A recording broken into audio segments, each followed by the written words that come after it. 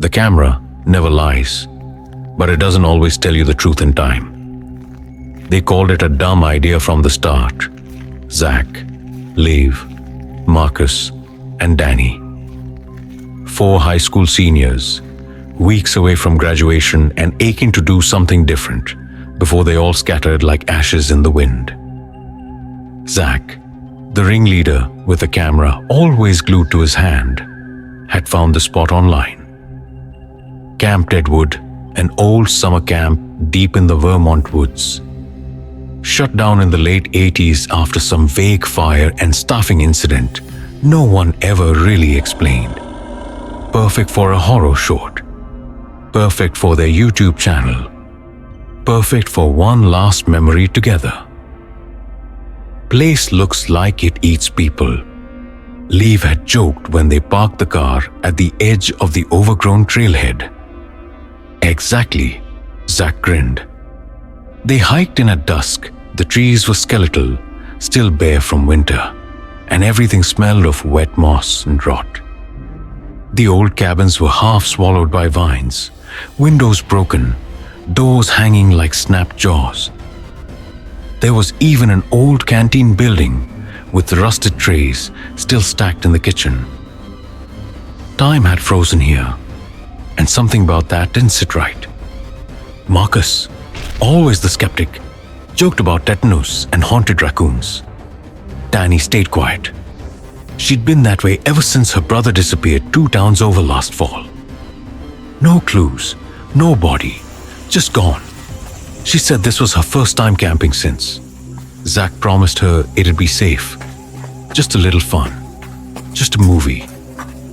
They set up the tent near the fire pit in the center of the old camp.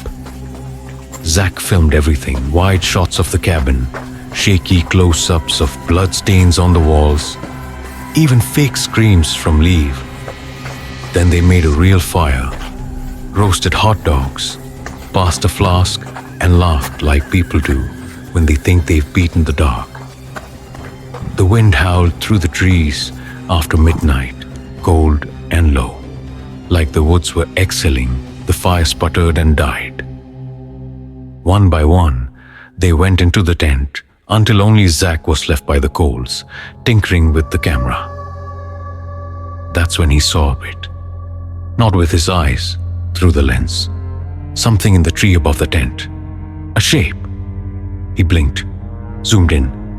It had a face, pale, wide-eyed, upside down, like it was hanging there, arms and legs wrapped around the trunk like a spider. It wasn't moving. It wasn't blinking. Just watching. Zach lowered the camera, looked up. Nothing. He laughed. Too loud, too sharp. Tired, he muttered. Losing it. He slid into the tent and zipped it shut behind him. The next morning, they watched the footage during breakfast, half hungover and wrapped in sleeping bags. Zach didn't say anything about the tree creature. He'd convinced himself it was a trick of the light, a smudge, his imagination. Then Danny paused the footage. Go back. Zach's hand shook as he reversed a few frames. There, still a stone, perched above them, the thing in the tree, mouth open. Rows of teeth like piano keys. Its eyes were too round, too wet. Marcus leaned closer to the screen. Is that, a person? No one answered. Later they found claw marks on the tree above the tent. Not bear marks, longer, deeper, deliberate. They debated leaving, but Zach convinced them to stay just one more night. They'd film a scene where Liv runs screaming through the woods. Just one more. He told himself they needed closure, but Danny knew better. That night the air felt wrong. Not cold, charged, like it was holding its breath. They lit no fire. No one wanted to draw attention. At 2:41 a.m., the GoPro on a tripod caught it again. Movement in the trees, not in the brush, not the ground. The trees, something swinging from branch to branch, upside down, faster than gravity should allow. A blur of pale skin and too many joints. Then it stopped, just above the tent again. This time, the camera caught it tilting its head all the way backward like it was listening.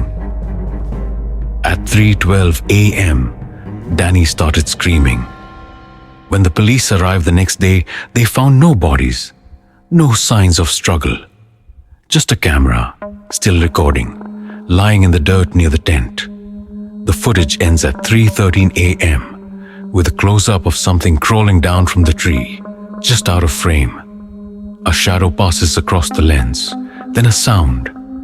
Wet breathing, followed by a voice, high-pitched and childlike. More. Camp Deadwood remains off-limits, but sometimes hikers say they see faces in the trees, faces that are watching, upside down.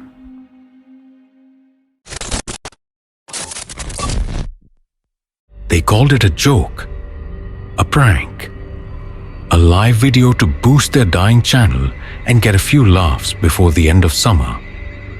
But the woods didn't laugh. They whispered. It was Lee who found the place. A small grove tucked behind the state forest near Millfield, where the trees grew too close together and the ground never dried. There were stories, sure. Rumors passed around local message boards and late-night forums. People said the grove could talk, but only to those who enter it after sundown. Not voices from ghosts or spirits, but something deeper, stranger. Sounds like a haunted Alexa, joked Travis, the group's resident skeptic and editor. Let's live stream it. And so they did. Leave, Travis, Marcy, and Theo. 4 friends, 4 tents, 4 smartphones set to stream at dusk under the pale pink sky. They brought sleeping bags, trail mix, portable chargers, and a bottle of cheap whiskey. What they didn't bring was respect for the forest that had stood long before they were born and would remain long after they were gone. The first hour of the stream was typical nonsense. Leave waved at the camera and introduced the challenge. One night in the Whispering Grove, Marcy made sarcastic commentary about being sacrificed to the tree gods, while Theo wandered the edges, muttering fake Latin like he was in The Exorcist. Then the sun vanished, and the air changed. It wasn't cold, but it pressed in, heavy, like the forest was exhaling through its bark. At 9:47 p.m., Marcy was the first to hear it. She stopped mid-sentence and frowned. Did you guys hear that? What? Theo said, glancing up from his phone. It sounded like me. Like I was talking, but I wasn't. They laughed at her, naturally. Thought she was trying to spook them. But Leave rewound the live stream on her phone. And there it was. Faint, behind the wind, but unmistakable. Marcy's voice, whispering, saying, "Why did you bring them here?" She hadn't said that, none of them had. They turned off the stream, but the whispers didn't stop. By midnight, the forest had started talking to all of them. Theo sat near the fire, shivering even though the flames were strong. "I heard myself," he mumbled. "From behind me. I was laughing, but it was wrong, like I wasn't happy." Leave's eyes were wide, unblinking. "I heard myself say something about digging into roots, but I've never said that, ever." Travis, stubborn to the end, pulled out his camera. "We're hallucinating, carbon monoxide poisoning, mold spores. There's a rational explanation." But when he played back the footage, he saw himself, standing, just behind his own shoulder, whispering into his ear. At 1:23 a.m., Marcy vanished. 1 minute she was zipping her coat, the next gone. No scream, no footsteps, just missing, like she'd been erased. They called out for her, shouting her name until their voices cracked. The trees answered, whispering her name back, using her voice. Travis panicked and bolted into the woods. The camera caught him disappearing between the trees like a man running into water. They found his phone 20 minutes later, still recording. Just static. And then softly, "You shouldn't have come here." Liv and Theo sat with their backs to the fire, eyes wide, faces drained of color. "It's us," she whispered. "It's learning from us." Theo's lips trembled. "What do you mean?" I think the grove doesn't speak. Not at first. It listens. It records, like a tape. And then it plays us back. But wrong, like it's trying to be us.